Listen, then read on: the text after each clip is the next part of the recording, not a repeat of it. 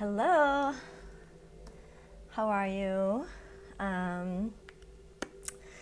So I started last night to, I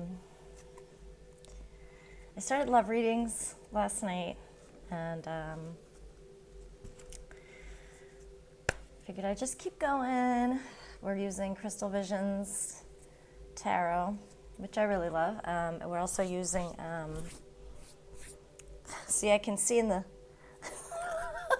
I can see I had something on my shirt. Okay, because of the camera. Anyway, so left off with Scorpio. So this is for you, Sagittarius. And we're starting with the Romance Angels to see what comes up. Okay. See what spirit messages are coming for you. And right away you got calling in your soulmate. Your prayers, affirmations, and visualizations help bring you together. So are you currently manifesting your soulmate, Sagittarius? Because that would be awesome. Who doesn't want a soulmate?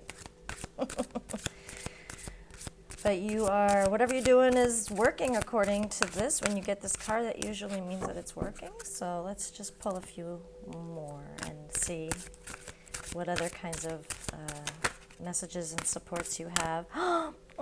Worth waiting for. Divine timing is at work. So if you're trying to figure out why it's taking so long, now you know. Okay. And this also, you also got stay optimistic about your love life. So what's wrong, Sag? Are you feeling like it's not happening for you? Sorry about the glare. Are you worried about that? Don't be worried about that. Because it's worth waiting for. Okay? And honestly, my personal opinion is when you have this time between relationships, and even if you're wanting somebody new to come in, that's fine. Use the time for yourself. You've got this extra time, so do some fun shit. Spoil yourself. Travel. If you can't travel, go somewhere close. Go camping. Camping is not expensive. So, maybe go travel online. I mean, right now, right now it's really hard. There's not much open. This card just wants to come out. Queen of Pentacles. So that's nice. It's usually an earth energy. But this is telling me that, you know, I was just talking about traveling and stuff. So you're doing fine financially, right? You've got a lot to offer in that sense. It also means that you have a lot of stability to offer, which is funny because, you know, people don't say that about Sagittarius very often, but but you, yeah, fuck yeah, you got 10 of Pentacles too.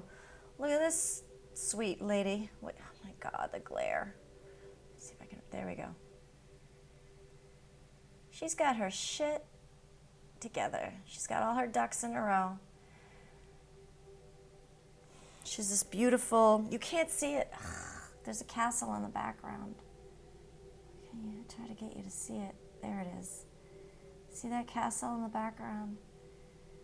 You know, 10 of Pentacles and Queen of Pentacles. Everything you need, you have. Okay?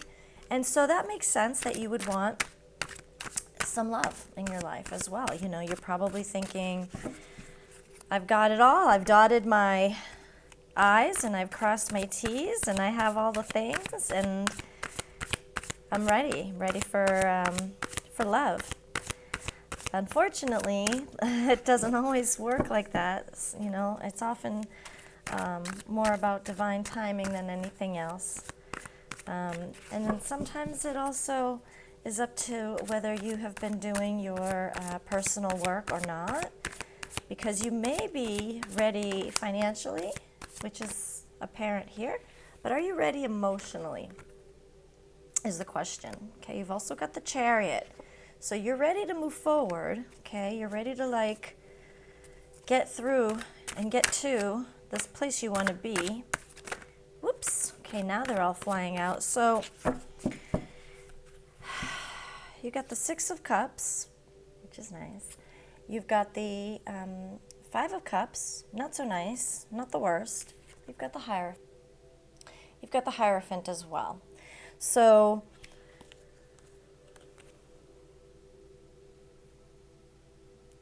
all right, so you've had some disappointments, okay? I often see the Five of Cups as someone disappointing you, like somebody turning their back on you, and I always often see the Eight of Cups as you turning your back on someone else, so it just kind of depends. But with the Six of Cups coming right after, I find that really interesting because the Six of Cups is actually a stable relationship. It's, you know, someone from the past, a reconciliation, but it's also somebody who just kind of makes you feel like at home. Okay, you've also got the Lovers. Again, I apologize for the glare. It's very bright in the direction that I have my camera. So that doesn't suck. You know, you've got somebody coming in. Now, you know, this is a June thing, and you're doing all the things, okay? And it says it's worth waiting for. So I'm just going to tell you, you should just hang on. Okay, you've also got the Six of Wands, which is really nice. Okay, the Six of Wands is victory. Oh my God, I was like, okay, I'm not going to pull any more cards. Let me look at the bottom of the deck. Two of Cups. Okay, so, I mean, quit your bitching. It's what I want to say. Quit your bitching, because you've got, not only do you have your own shit taken care of, you know, financially and everything, okay, not only do you have all of this, all the basic stuff, the needs taken care of, which is fantastic, okay, but you've also got, you've got the Hierophant. You've got a lot of stability to offer, and the Hierophant is a marriage card. It's also, you know, wisdom, teaching, spirituality, but sometimes when I see this with other love cards, I always feel like it's a sort of, you know, spiritual love. And that would make sense with the Two of Cups, since Two of Cups is a spiritual union, okay? So look, you've got this, you've got these three that are jumping out. The Lovers, the Two of Cups. I can't get my fingers off of this. And the Six of Cups. Okay, so this may really be somebody that you knew in the past. It may actually be someone that you were with before, and for whatever reason you weren't able to make things happen, make things work. You know, it's, who knows. Could also just mean that you knew the person before. Okay. And again, the Chariot. And the Chariot is, here we go. Like, put your fucking seatbelt on, because it's here and you're going for a ride. Now, I don't want to hear any crying about you being lonely and all that stuff, okay? So, love is here. Stay optimistic, positive thinking, and faith. Okay, so maybe working on your attitude a little bit, okay? Also, divine timing is at work. So if they're not here yet, there's a reason why they're not here yet. There's no reason for you to be trying to push something to be moving more quickly than it needs to be. I'm also going to throw in that you should be doing your personal work, okay? Because your soulmate's not going to come in until you've done your work. And what does that mean? What is doing your work?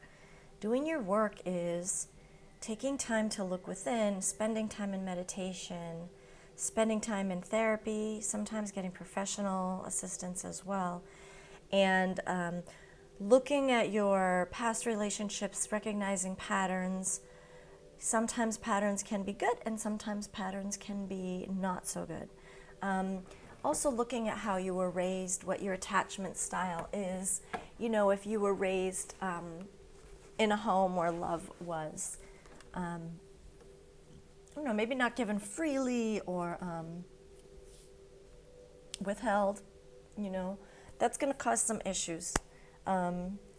If you were raised in a home where, you know, your parents were there for you all the time and provided you with support, excuse me,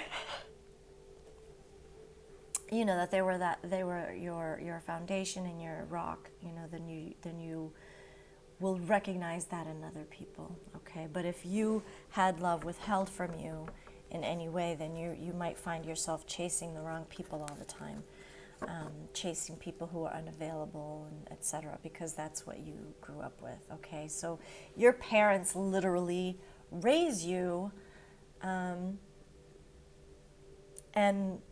condition you. I hate to use the word brainwashing, but that's kind of what it is. But like, they've literally trained your brain to seek love in the way that they gave you love.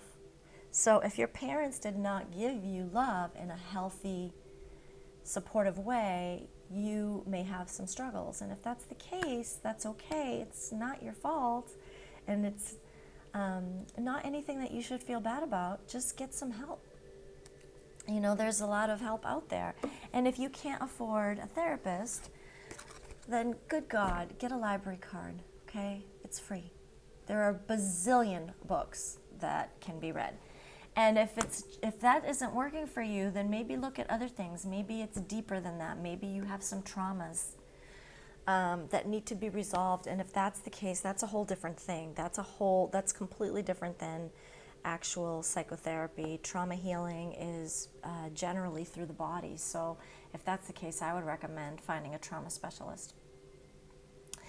Anyway, so that is what's happening here. I'm gonna pull a goddess power card for you. So this is the oracle I've chosen for the month, and this is just to give you a little extra support from one of the many goddesses from all kinds of cultures throughout history, which is really neat.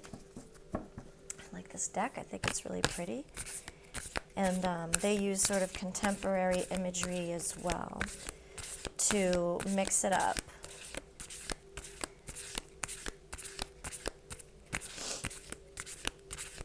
Okay. See it? Okay, Lostra. So I'm usually really, really good with who they are and where they come from. And this one I'm going to have to guess. I think I'm right. I think this is one of the Norse goddesses. Okay, it's about new beginnings. You can see some of the imagery. Her crown. It's hard to see the details again because of the bright light in this space right now. But anyway, let me read this to you.